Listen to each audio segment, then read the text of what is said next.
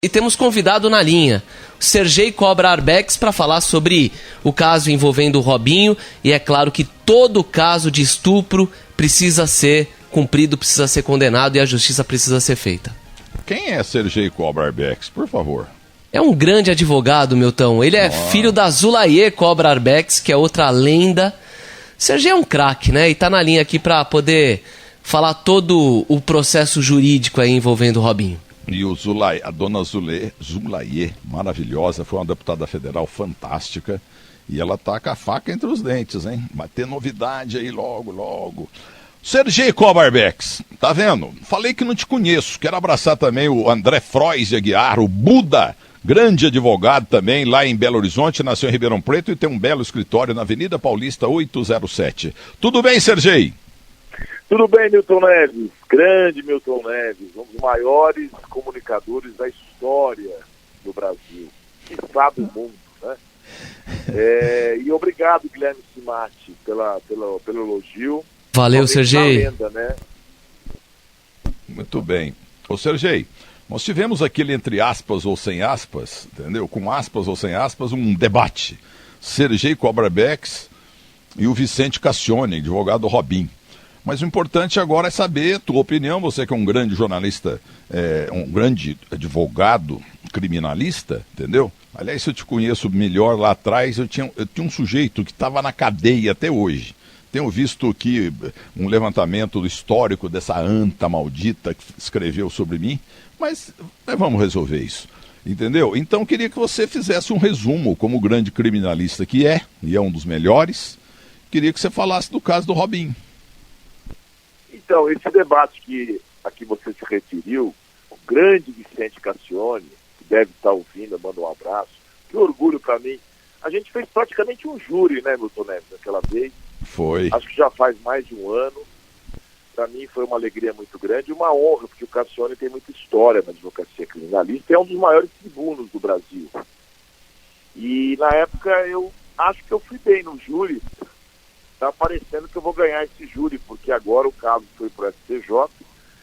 Não que eu queira o mal do Robinho, pelo amor de Deus, não quero o mal de ninguém, porque advogado criminalista, 99% se advoga para alguém que cometeu alguma coisa errada. E não acusa. Mas a gente acusa também. Também existe a figura do advogado de acusação. E na época eu já dizia para você e para os seus ouvintes, para a sua grande audiência, que o Robinho tinha sim uma chance de ser preso, desde que houvesse uma boa vontade ou uma mobilização política da sociedade civil, em especial do judiciário. O caso caiu com a ministra presidente do Superior Tribunal de Justiça, Maria Tereza de Assis Moura, que é uma jurista muito séria aqui de São Paulo, da PUC, amiga nossa, e que tem uma consciência importante nessa questão das mulheres. Então, para o Robinho, a situação piorou bastante, viu? Naquela época a gente conversou, que eu fiz o debate com o Cassione, piorou muito. Então agora caminha a passos largos essa possibilidade dele vir a cumprir a pena aqui no Brasil. Que olha, viu, Milton, acho que até para ele é melhor, viu? Porque uma coisa é você ficar impune injustamente, outra coisa é você cumprir aquilo que você tem que pagar na vida. E depois ele vai continuar a vida dele, ele é novo, vai ficar preso aí uns 4 anos, sei lá quanto, né, que a justiça vai estipular. Depois ele segue a vida dele. Agora que ele tem que pagar pelo que ele fez, ele tem que pagar mesmo. Mas espera aí, ele foi condenado lá na Itália a 9 anos de cadeia. Então agora o STJ pode determinar que tem que cumprir, mas só 1 ano, 2 anos, 3 anos, 4 anos? Não, como é que é isso? Não é que o STJ tem que determinar o cumprimento. O STJ nem vai entrar nesse mérito. O STJ vai fazer homologação, vai ter todo um processo de repatriação dessa sentença no Brasil, que vai ter que se adaptar às leis de execução penal vigentes no nosso país. E aqui mesmo o crime gravíssimo de estupro tem a progressão da pena. Então tem que calcular, fazer conta, matemática. Eu falei 4 anos assim, a grosso modo. Chutei, né? Tem que fazer os cálculos. Isso quem vai fazer é o juiz competente de primeira instância da execução penal. A gente nem sabe se vai chegar nesse ponto ainda. O que o STJ está fazendo é a parte de materializar essa possibilidade de cumprimento. Lá na frente, ele pode ser beneficiado por bom comportamento e por uma série de outras coisas. Mas é um caso emblemático, sim, que como o Brasil não tem esses tratados aí com outro país onde ele cometeu o estupro, seria uma inovação e até um alerta. E mais um alerta, né, Milton? A gente fala sempre do seu programa, o homem ainda não entendeu que não é não. O homem não entendeu ainda que a mulher diz que não e ele insiste.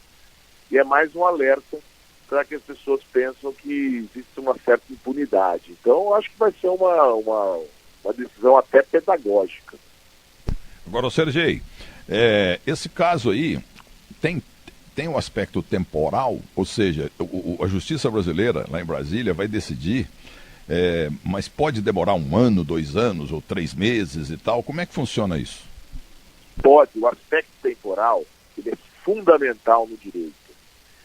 Fazendo um paralelo e mal comparando, a gente acompanhou há pouco tempo agora, na eleição, todo mundo falando, o ex-presidente foi absolvido foi anulado os processos por uma mera firula jurídica. Então, as pessoas precisam entender de modo geral que, justo ou injusto, procedimentos no direito são fundamentais para a própria consagração do Estado de Direito. Então, um juiz que é competente ou não, é seríssimo isso, não é uma mera firula. Um juiz suspeito que tem interesse em prejudicar ou beneficiar alguma das partes, isso é gravíssimo. O juiz pode até ser preso. A questão do tempo para a pessoa ser punida também é da lei. Não existe no Brasil, por exemplo, só crime de tortura, de racismo. Você tem poucas situações que o crime não prescreve. Por quê? Porque o legislador entendeu que alguém é acusado por um crime, sendo condenado ou não, o Estado tem que ter um tempo razoável para cumprir essa pena. Senão a pessoa passa a vida inteira esperando o cumprimento e acaba nem vivendo. Eu, por exemplo, advoguei naquele caso do Pimenta Neves, jornalista que matou a sua ex-namorada Sandra Gomide, também jornalista, de maneira cruel, deu 2 tiros nela, queima-roupa, e ele ficou aqui na sua casa esperando 15 anos para cumprir uma pena que todo mundo já sabia que ele tinha que cumprir. Aliás, ele está preso ainda? Está preso? Não, já saiu, porque na época o legislativo, no afã de dar uma resposta para a sociedade, no caso da Daniela Pérez, disse que a lei dos crimes hediondos. Aí tirou a possibilidade de progressão. 7 anos depois, o Supremo veio e disse, não, tem que progredir, mesmo sendo crime hediondo. Aí todo mundo que matou nesse interregno foi beneficiado por essa redução. Entre eles o Pimenta Neves, que matou justamente nessa mudança legislativa e para essa interpretação do Supremo. Então, Milton Neves, o Brasil precisa ter organização de Estado. Nada mais, nada menos. Não é lacrando, não é gritando, não é falando que as leis são injustas, que o Brasil... A gente precisa ter organização, seguir as leis. O Supremo tem que fazer o que é do Supremo, o STJ tem que fazer o que é do STJ, os tribunais, os juízes do Brasil afora precisam ser valorizados. A gente precisa dar por ordem, sabe aquele negócio do ordem e progresso da bandeira? É isso que a gente falta, é o que falta na estrutura do judiciário, que melhorou bastante, mas ainda está muito aquém de uma justiça que se aproxime do povo, seja mais barata e seja mais eficaz. Ô, doutor Sergei, sabe que eu não entendo nada disso, né? Mas o Poder Judiciário brasileiro, os magistrados de Brasília lá, eles podem decidir, fiz a pergunta há pouco, mas não expliquei direito. Pode decidir, tá bom, vamos realmente fazer ele cumprir pena aqui, mas não vai ser 9 anos, vai ser 2, 3 ou 4. Eles têm poder em Brasília para diminuir a pena? Bom, primeiro eles têm que fazer um exame dos requisitos para ser atendido. Tem todo um trâmite do que foi a decisão que foi proferida lá no Judiciário da Itália, país em que o crime pelo qual o Robinho foi condenado. Isso indica que ele vai ter que constituir um advogado, se teve defesa regular. É como se aqui no Brasil tivesse um outro juízo de admissibilidade. Não é bem isso, mas é mais ou menos isso. Não é que o Brasil pode mudar a pena. É que na adaptação aqui do caso, na execução penal, a gente pode fazer o que quiser. Na verdade, Milton Neves, um juiz de execução, seja qual for a pena, ele pode adaptá-la. Ele é um juiz soberano. No Brasil você tem o juiz da execução. Se uma pessoa é condenada por tráfico de drogas e no meio do caminho o juiz pode entender que ele possa ter uma outra circunstância, claro, dentro da lei. Ele não pode simplesmente pegar uma pena de 9 anos e falar, não, você cumpre 1 ano em casa. Isso ele não pode cometer essa ilegalidade. Mas ele pode adaptar no curso da ação penal. Então, o que vai acontecer, esse exame de admissibilidade, se tudo foi cumprido direitinho, e adaptação aqui no Brasil. O que não pode é aumentar a pena dele, isso não é possível, né? Agora, mudando de pato para ganso, mas é tudo no mesmo lago. E o Daniel Alves? Você já deu uma entrevista bela aqui há uns tempos, falando do caso Daniel Alves. E eu queria te cumprimentar, porque você adiantou aquilo que realmente aconteceu, que lá mudaram a lei, e a lei ficou muito ruim para o infrator, entendeu? E a pessoa que foi estuprada ou coisa parecida também vai cumprir uma pena que não tinha. Mudaram a lei lá. Você que adiantou isso aqui na Bandeirantes. Aí não cabe o elogio, porque eu faço isso há 30 anos, né? Então foi fácil para mim. O Semate falou que você é o artilheiro, que faz aí, 60 anos que você está no rádio. Aí a gente a gente já sabe mais ou menos o caminho das pedras. Ainda tem minha Pelé no escritório, que é minha mãe Zulaê. Então eu tenho condição de ter essa experiência. Foi há pouco tempo que a gente conversou, não faz muito tempo não. E a situação dele piorou lá. Finalmente ele resolveu gastar, que dinheiro ele tem, contratou um advogado criminalista, porque primeiro ele foi com o advogado do amigo, depois ele foi sozinho, e fica dando versões, fica falando, cada hora ele fala uma coisa. Pra você ter uma ideia, Milton Neves, a situação dele está tão complicada que agora ele disse a última versão, e aí eu não posso colocar a culpa no advogado, porque tem muita gente que coloca tudo nas costas do advogado, né? Como se o advogado fosse o salvador da pátria. O advogado não faz milagre, né? E a última versão que a gente ouviu é de que quem forçou o sexo com ele foi a mulher. Ele foi vítima dela, ele foi seduzido. Então a situação dele, eu não estou querendo rir disso, porque não é brincadeira, é uma coisa séria, mas assim, tá tão tumultuado as versões dele, acho que por culpa dele mesmo, que se não fosse trágico, seria até cômico. E ele vai com certeza pegar uma pena alta. Pelo que eu estou vendo, ele vai pegar uma pena alta. Tá vendo? É isso aí, rapaz. Eu conheci bem o Daniel Alves no meu condomínio. A gente ia muito. Ia até num restaurante aí. E lá, várias vezes, eu encontrei com o Felipe Melo e toda a família. E o Felipe Melo, que é tão bravo no campo, mas é uma moça fora do campo. 4 filhos, cada um, filhas e filhos, cada um ou cada uma nasceu exatamente num país do mundo. Coisa impressionante. E o Daniel Alves, uma humildade, tirava foto com todo mundo, abraçava. Eu tenho fotos que ele está me abraçando, entendeu? E os outros clientes, os frequentadores do restaurante também, tratavam todo mundo bem. Então ouso imaginar, viu, doutor? Imaginar que ele não estava bem das ideias. Ou ele estava bêbado ou drogado. Porque ele não é de fazer isso não, mas agora já era.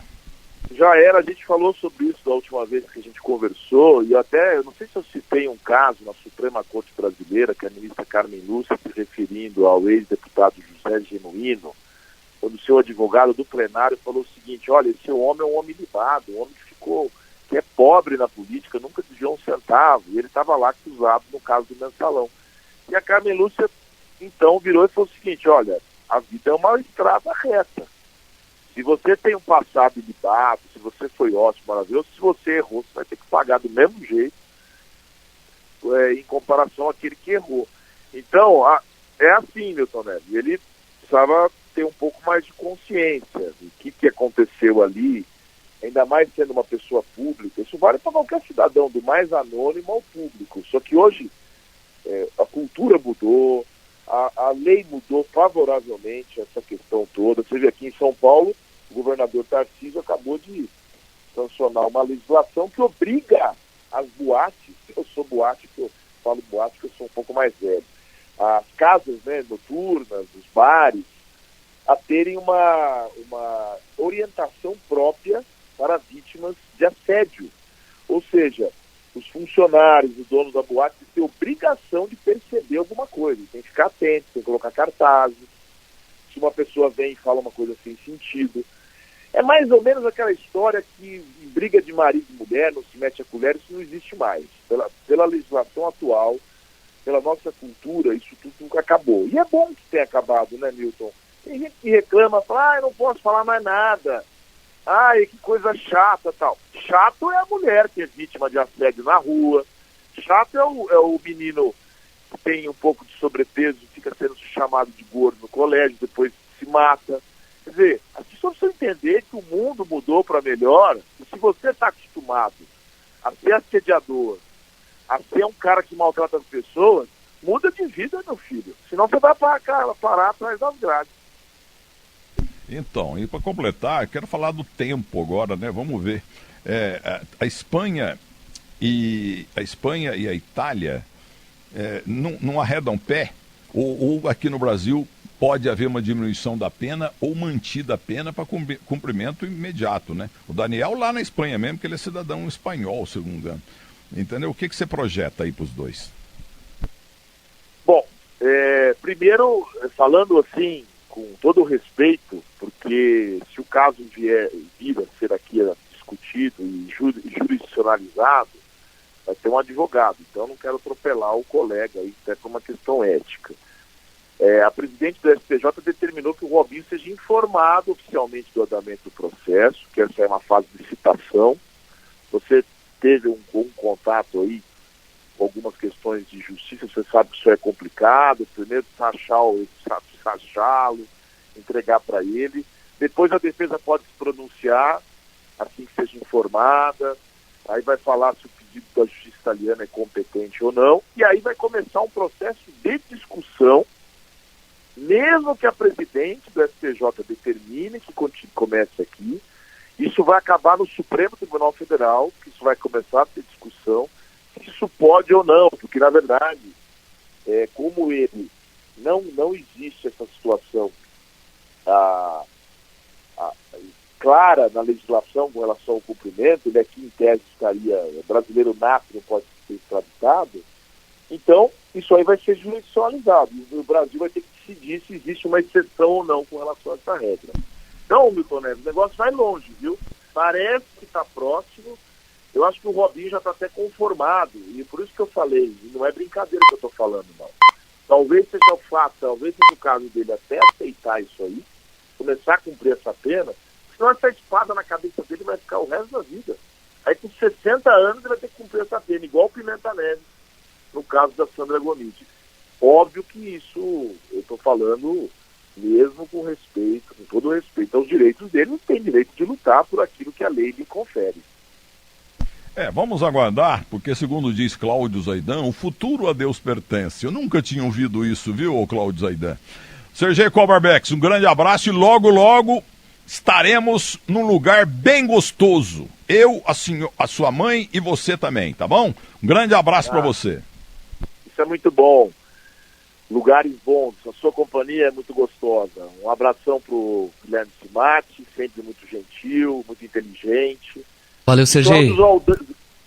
Cláudio Zaidan é tipo uma espécie de guru nosso, né? Quem deve falar as coisas só. Essa é uma cultura, uma biblioteca ambulante, né? E eu uso o nome dele aqui para brincadeiras até fortes, e ele está querendo contratar você para me processar, entendeu? Tudo que é uma coisa engraçada ou não, eu ponho na boca dele. E daquele Mauro Betting que agora abandonou a peruca, finalmente, antes tarde do que nunca. Sergei Kobarbeck, um grande abraço, um abraço na tua mãe, no teu irmão, né? O teu irmão é da prefeitura ou coisa parecida? Desculpa perguntar. Muito obrigado. O Zaidan, me desculpa, eu não posso, porque é uma questão ética, eu já sou o advogado, então eu não posso, respeito muito a ética. Agora o Mauro Betti que se cuide, não, tô brincando, imagina. O Fabrício Kobarbeck é o secretário da Casa Civil da Prefeitura de São Paulo, tá fazendo um belo trabalho, não é porque é meu irmão não, mas esse é sério e é bom, viu, Milton? Olha, esse é vocacionado para a política, foi uma bela aquisição da cidade de São Paulo. Então, é isso aí. Sergei Kobarbeck, um grande abraço para você e até a próxima. Lá vamos nos ver loguinho. Vamos sim, um abração, Milton, um abraço a todos os seus ouvintes. Muito obrigado.